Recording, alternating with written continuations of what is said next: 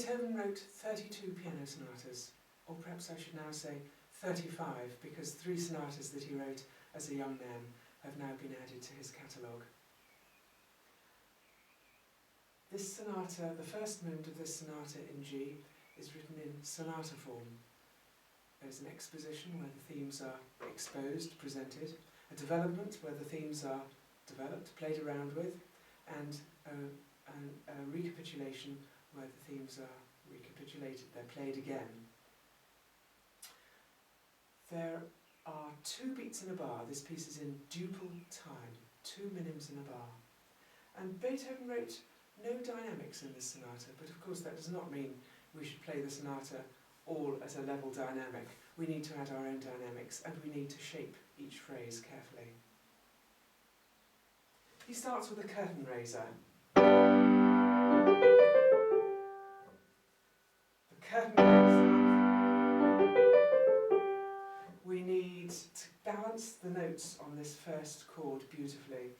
We don't want all the notes the same sound. We need more on the top, and we need more on the bottom, and the inside notes are a little softer. The little triplet arpeggio figure, I suggest we start it softly and grow to the top and die away again.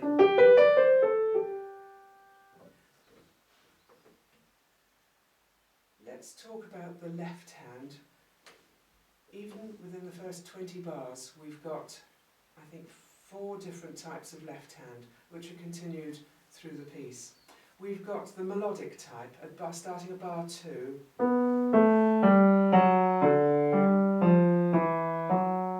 Which is moving in counterpoint with the melody over the top.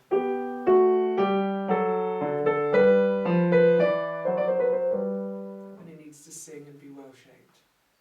Then we have that melody played again, but this time becoming part of an Alberti bass with a lot of repeated Ds with the thumbs, which need to be played very softly.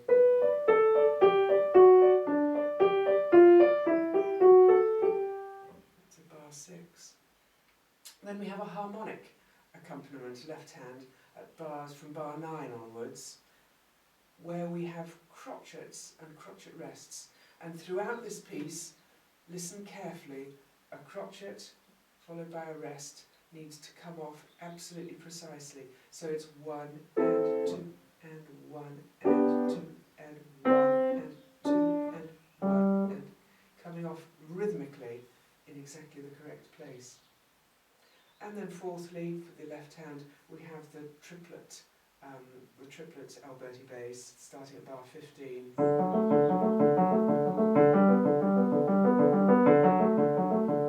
Which needs to be played softly and lightly, slightly stronger on the 5th finger. In the right hand, after the curtain raiser and the opening melody,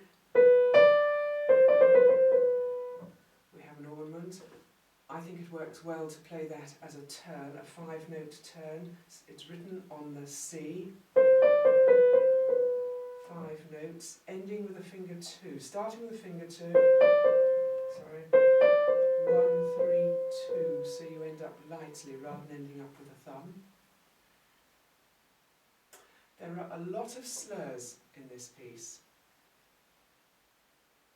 Listen very carefully that the slurs always end softly. We start off in the right hand at bars 9 and 10, we have some slurs. It's a down-up movement for a strong, soft sound.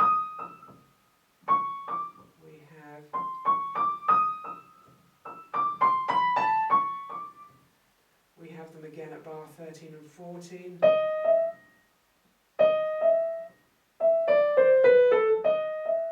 So listen for the down-up, feel the down-up. We have more slurs in the second subject at bars 22 and 24, 3-note slurs. Drop down onto the strong one, and the wrist moves up and we float off.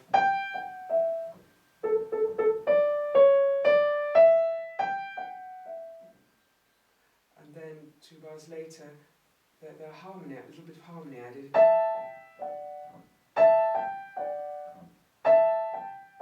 Drop and come off.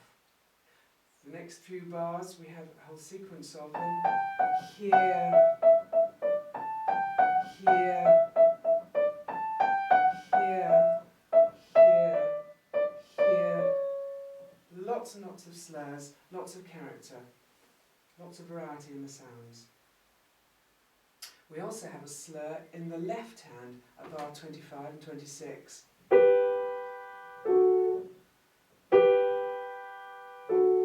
that is one place where the left hand crotchet, followed by a crotchet rest in bar 25, 26, the crotchet should be a little short. It's not a full length crotchet. We don't want 1 and 2 and 1 and 2 and.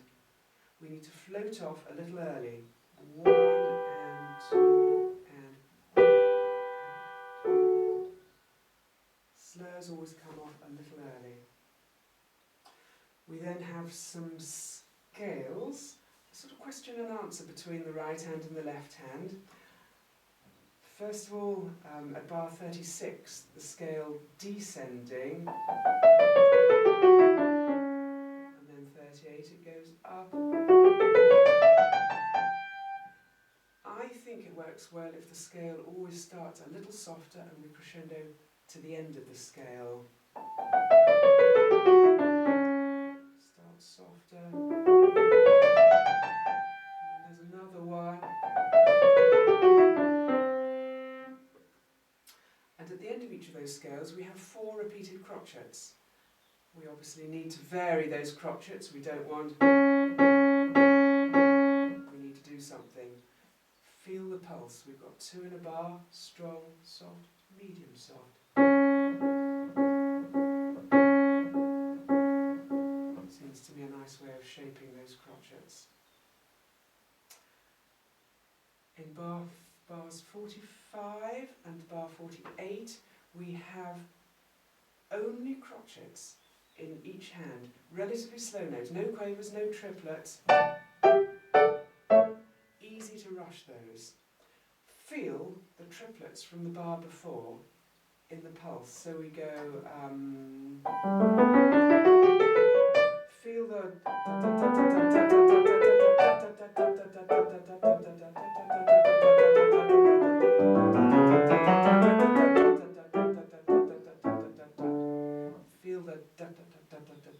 through the crotchets, and that will help prevent rushing the crotchets. The development section, that section was all the exposition that we've dealt with. The development starts at bar 53, where we have the lovely chord in D minor. All the notes played together as at bar 1. And make sure that everything comes off cleanly at beat 2, but you hold and change the finger on the D. So play together 1 and 2. And bar 56, I think the A's need to be played together. The 2 little grace notes are played very lightly and softly before the beat. And then the left hand runs up relatively softly. And the left hand A comes off exactly on beat 2.5. Off. So careful timing for each of those. At the end of the development section, I think the music naturally needs a crescendo leading into the first beat of the recapitulation at bar 67. I think the crescendo should start with the moving quavers in the left hand at bar 63. Start softly.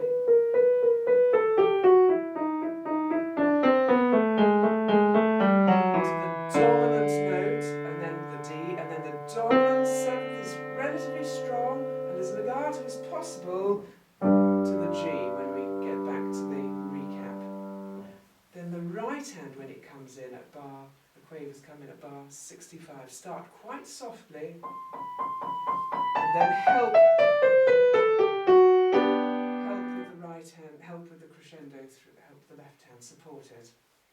So all together, from bar 63, remembering that the right hand crotchets come off promptly, 1 and 2 and 1 and 1.